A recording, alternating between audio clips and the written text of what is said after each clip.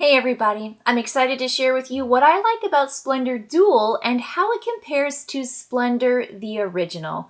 Now, I'm a big fan of Splendor. When it first came out, I was actually demoing Splendor at Gen Con, and so I just knew it was going to be a huge game, and I thought that it was just so replayable. And the one thing I like about Splendor that I think Splendor Duel replicates is that moment in a game when someone turns it on. Now, what I mean by that is you've got to create a base of just core resources, and that's what Splendor Duel asks you to do is you invest in these cards.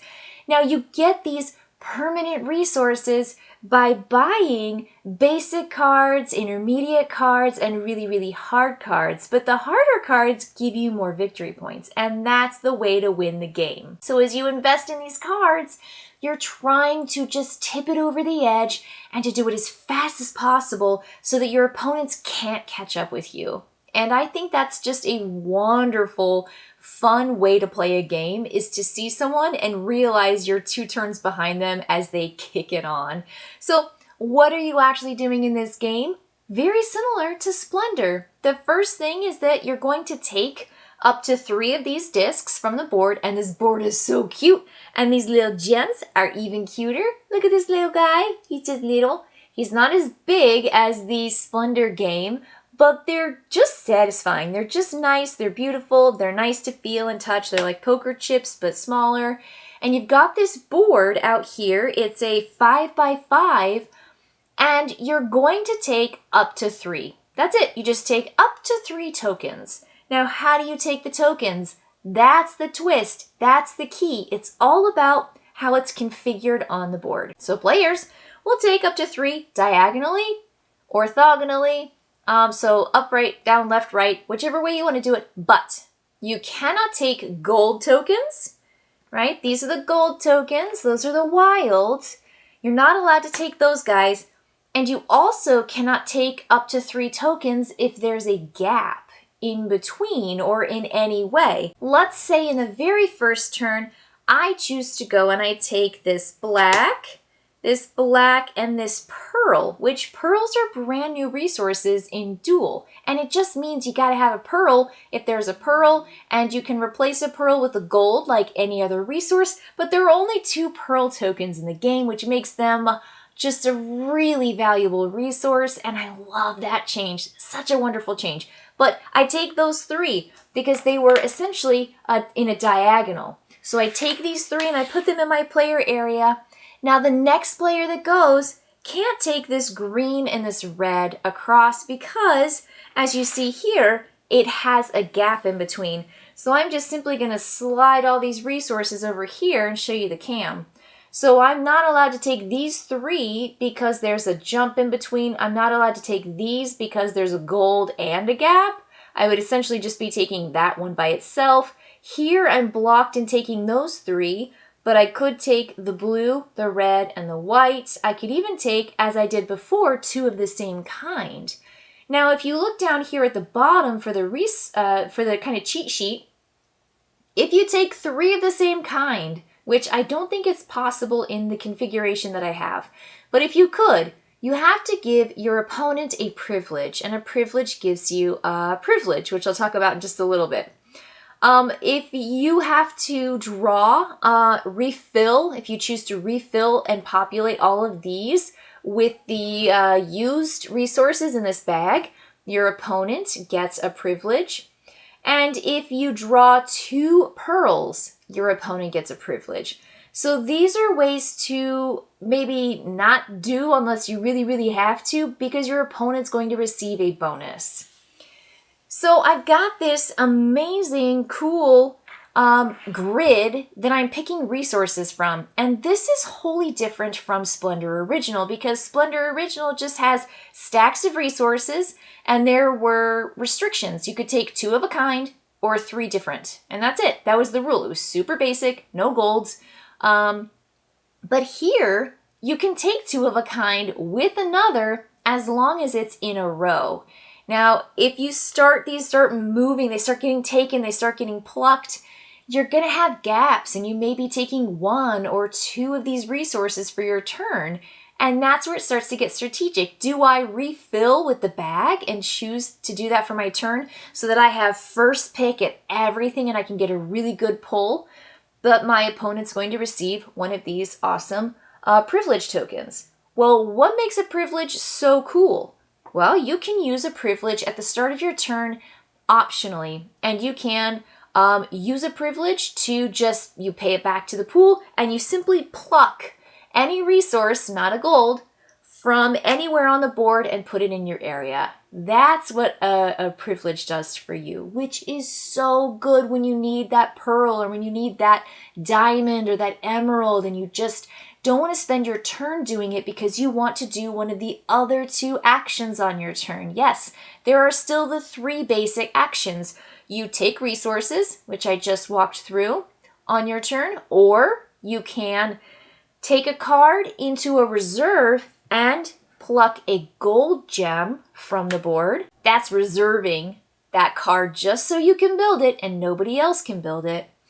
And then the third thing that you have an option of doing on your turn is just buying one of the cards. And you simply buy the card much like you do in normal Splendor. So you pay 3 of the black resources and 2 of the red resources. And then you put this in your player area, which gives you 1 victory point. And it gives you a permanent blue gem. And that means that you don't have to expend your gems just to buy something that needs a blue because you've got 1 permanent blue. Now, some of these cards have really, really cool symbols up in the corner. And you kind of have to just flip it over like I do every time to the side that tells you exactly what everything is. So this is really cool because it acts as a wild. You can place it on top of any existing card in your area and it becomes red, green, blue, diamond, white, or black, which is super, super cool. You're also going to see other resources like these little crown symbols, and crown symbols are going to give you fantastically cool cards that yet again give you opportunities for bonuses and for victory points. So this one just tells you to place it on the card. It reminds you that it's a wild. Some of these other ones say things like this one says take a privilege. Just take one of those privilege tokens. You pay these resources down here. Not only do you get 2 victory points, you also get a red gem and you get a privilege token. Fantastic. There's one out here, this one, that says go again. You take this card, you get the gem, you pay this stuff. That takes a pearl, by the way, but you get to go again right away and do your action, whatever action you want, either taking resources or reserving a card and a gold chip, or buying a card straight from the supply. So when you receive 3 of those crown symbols in your area, you've collected 3 total, you can take one of the 4 available cards. These are the crown cards. This guy says take 1 gem or pearl from your opponent, and you just take one of their resources. A pearl or a gem, that's not gold. Once you receive 3 more crowns, you get to take another person. This guy is the take a privilege and get 2 victory points. Here we have the do it again, right? Take 2 victory points and go again, which is amazing right when you need it. And if you're just looking for core victory points, she gives you 3 and that's it, which is great. You might need exactly that. So you can only have 3 reserved cards in your area at any given time, much like Splendor basic rules. And you have the value 1, the value 2, and the value 3 cards that get, harder as you go. It takes more requirements, but gives you more stuff. Now, here's the cool thing. There are more ways to win the game. So here's the card that tells you how you can win. Did you just get 20 victory points or more on your turn? Did you? You won. So 20 is the new number now. This is a Splendor Duel number. Did you receive 10 or more crowns in your area? Let's say you got 3. You get the bonus card. Let's say you got 3 more. You get another bonus card. You get 4 more. You get to win. Congratulations. And then the last way to win is to get 10 points in one card column. So if I've got, let's say I've got my black column going, I've got 3, and then I add this one to it because that can be whatever I want it to be, and now I'm up to 4, and I do, gosh, I don't know, I say the same thing here, but this guy doesn't give any victory points, but he's in my black column. But if all of my cards in one of my color columns reaches 10, I win. And the first time I played, that's how somebody won. They beat me because they had 10 points in one particular color. And then the second time I played, I got to 20 victory points and beat them. So I just went for core points. And I was going super hard on crowns too. So that's essentially how the game works. It's really smooth. It's really clever. It feels like Splendor, but like Splendor Plus. It feels like Splendor Bonus because there's more ways to win. I love that you have these particular cards that are crown cards that are separate from the victory points but give you really cool bonuses. I think the privileges add a huge amount of strategy and just like even tactics because these privileges can give you exactly what you need, and when your opponent has them, you feel like you're at a disadvantage. You feel like, oh no, my gosh, my opponent's gonna like use the privilege to do this or that or the other. Way cool. Way cool. And I think the way the grid works, which is just fascinating. I love it. You can take any 3 that's essentially in a row. You can also just, you can take 2. I love that. And pearls are just so hard to come by. The only thing you can't take are golds. And you're going to play this game and it's going to be down to like 1 or 2 gems on the board. And you're just going to be staring at your opponent going, refill the bag. Refill the bag. Why don't you refill the bag? Let me take a privilege. Refill the bag. And you want them to, even though they get the first pick. You're like, well, I get second pick. And second pick is almost as good as first pick, especially if you don't need exactly something right now. But the cards are just lovely. I love how things are just more compact. It reminds me a lot of Seven Wonders Duel in the sense that everything just is smaller, and the smaller makes sense. You don't need to take up a whole bunch of space. It's for 2 players. This player board is fantastic. So I think all around, just a really delightful game. It's so packable. And I just have a great time with it. I like it.